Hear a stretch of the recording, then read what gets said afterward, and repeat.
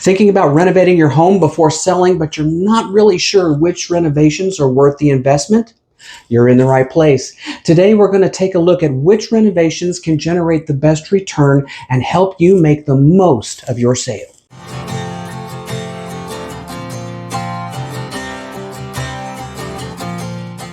If this is your first time visiting the channel, and if you want to know everything there is about the Houston market and Houston's best real estate, then subscribe below and tap the bell. That way you'll be among the first to know about the Houston market and Houston's best real estate.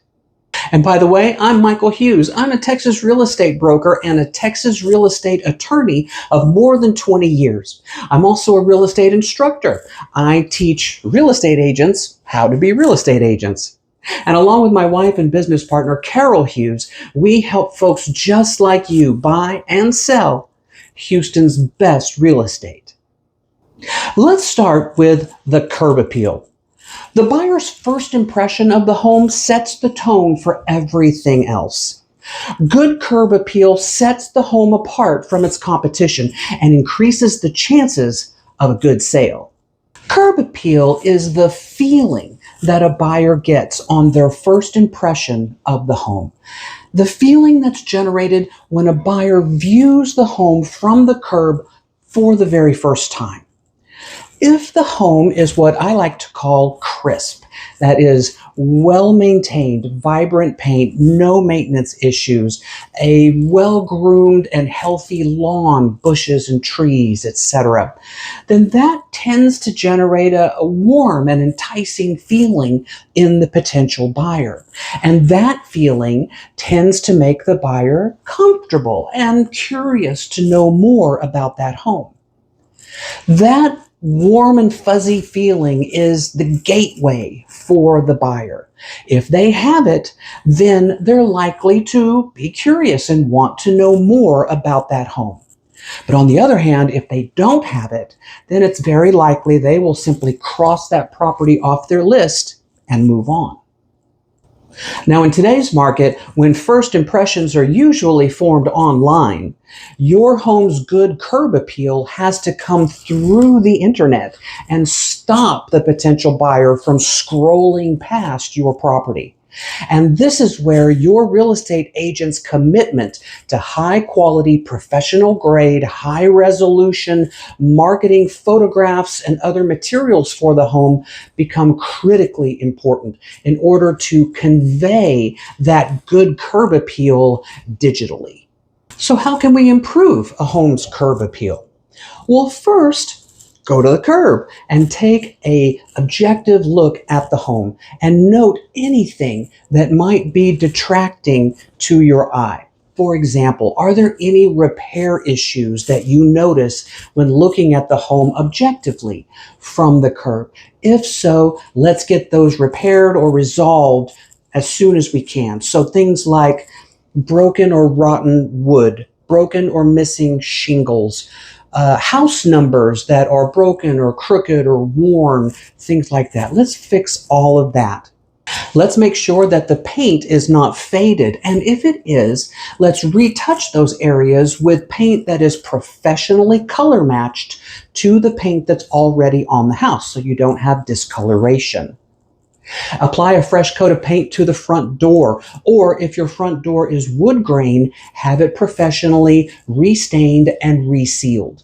Let's make sure that entryway is warm and inviting for the potential buyer walking to the front door. And finally, concrete, sidewalks and driveways. Let's get those pressure washed to make sure that they are clean and bright. And then as we have the home on the market, make sure that those areas remain clear of any leaves, branches, or other sort of plant debris. And speaking of plants, the yard should be well-groomed, green, and healthy.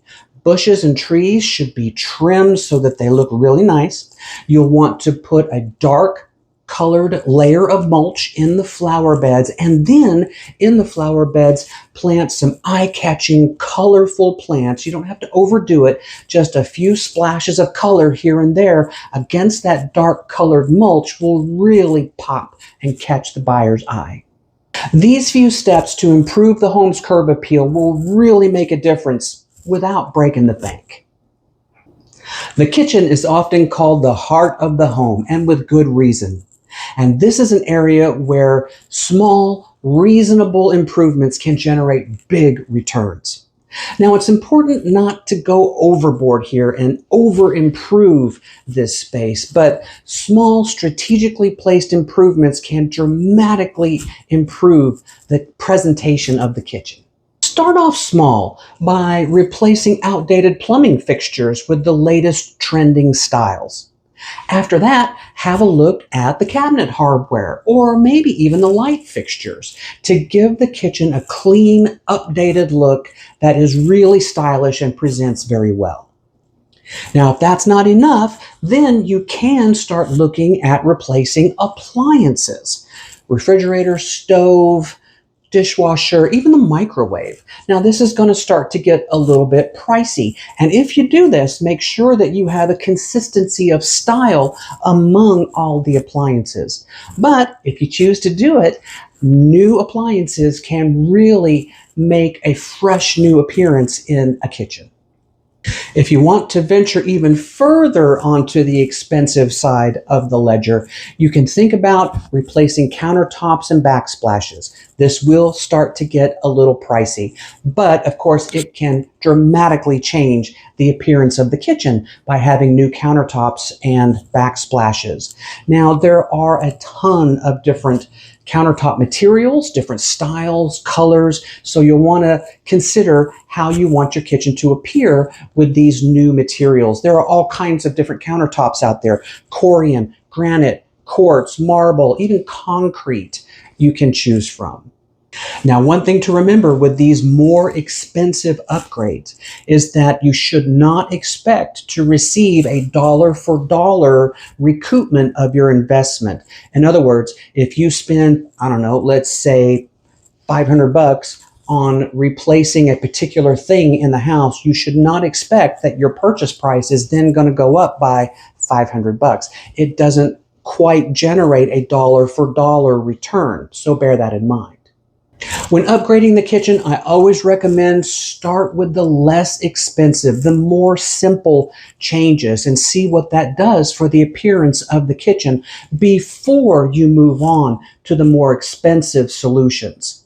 In many cases, the changes that are shown by the less expensive renovations are more than adequate to give your kitchen a fresh new look. Now let's talk about the bathroom. And next to the kitchen, this is the area that buyers tend to pay a lot of attention to when they're touring a home.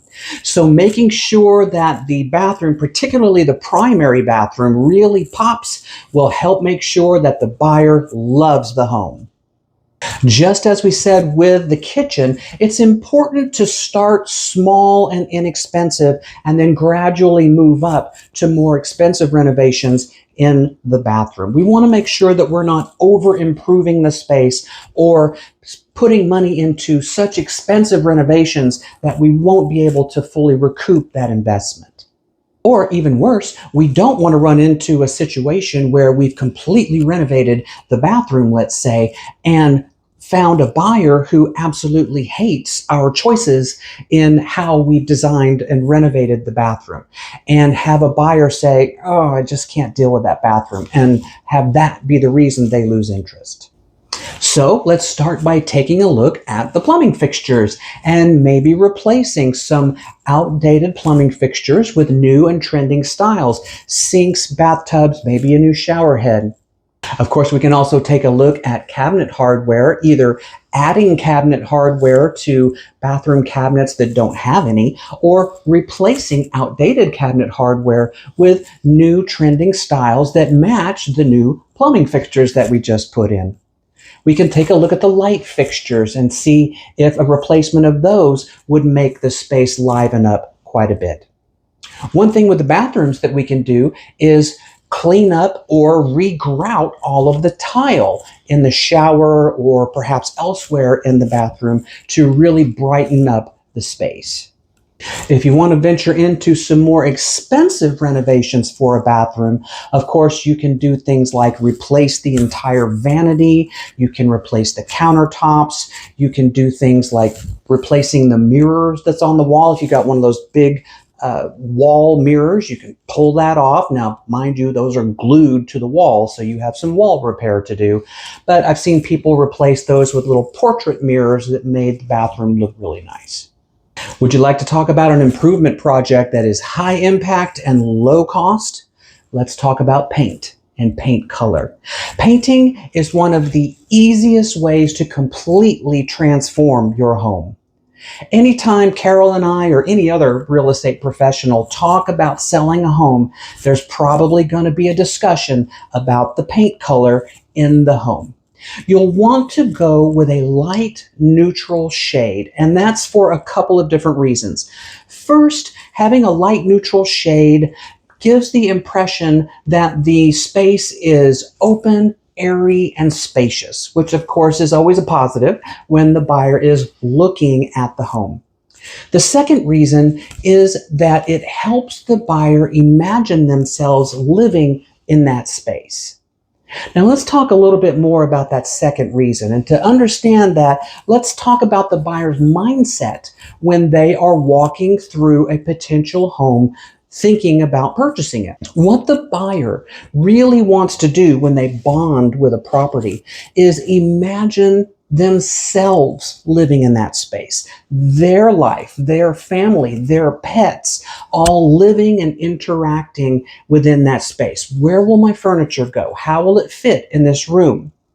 And one way to help them do that is to have a light, neutral, blank canvas, if you will, that they can then imagine all of these things as they're walking through the house. Having great big bold, bright colors sometimes actually blocks the buyer's ability to imagine themselves in that space. Now, of course, there are plenty of other renovations and improvements that you can make to your property before putting it on the market. Some of these trend towards the more expensive, sometimes much more expensive. And so you want to be careful. You want to be wary about doing really expensive renovations before putting your home on the market. As we mentioned before, you generally do not recover dollar for dollar the amount of your investment in the sale price. But let's take a look at some other things that you might do. Improvements related to energy efficiency catch a buyer's attention. If you have done things to the house that are going to help the buyer by lowering their energy costs, that's something they may want to know more about. So refreshing the insulation, fresh layers of insulation are things that you might consider doing. On the super expensive side, if you've got old windows or windows that are showing some age, needing replacement, you can think about replacing those. Now, replacing an entire home worth of windows gets to be an expensive proposition. So you might want to have a discussion with your real estate agent about whether that makes sense in the current market and with your particular property. If your home has carpet in it and that carpet has seen better days, then you might consider pulling out that carpet and replacing it with either a tile floor or a vinyl plank floor. Now, vinyl plank and tile in today's world have so many different variations. They have different styles, different colors. Some of them look exactly like high-end hardwood floors, only they're much more durable and a lot less expensive. Now, if you're going to do this in part of your home, make sure that you have a style match or a color consistency throughout the home so that your existing floors will tie in with the new tile or vinyl plank so that you don't have one room that just clashes with the rest of the home. But by taking out carpet and putting in either tile or vinyl plank, you can dramatically improve the presentation of the home. Now remember, Not all renovations are created equal, as we said before. A full-on kitchen remodel or adding a super luxurious bathroom to the home will not recoup 100% of the investment cost. But the right renovations, strategically planned, can add significant value to the home. And this is where having the right real estate agent makes all the difference. As your agent, I can guide you on which renovations are really resonating with buyers in the local market. Whether it's replacing faucets in the kitchen or increasing the home's curb appeal, I can help you prioritize the projects that matter in your market. Renovations and improvements don't have to be overwhelming. With the right focus and some planning, they can help position your home to sell faster and for a higher price. If you're ready to get started, let's connect and discuss how to maximize your home's potential. Whether you're planning to make a move next week, next month, or even next year, Carol and I would love to help make your next home sale process smooth and worry-free. So click on the link below to set up a free one-on-one Zoom consultation. Or, of course, you can always give me a call, shoot me a text, or send me an email. We are never too busy to hear from you, and we are looking forward to helping you buy or sell Houston's best real estate.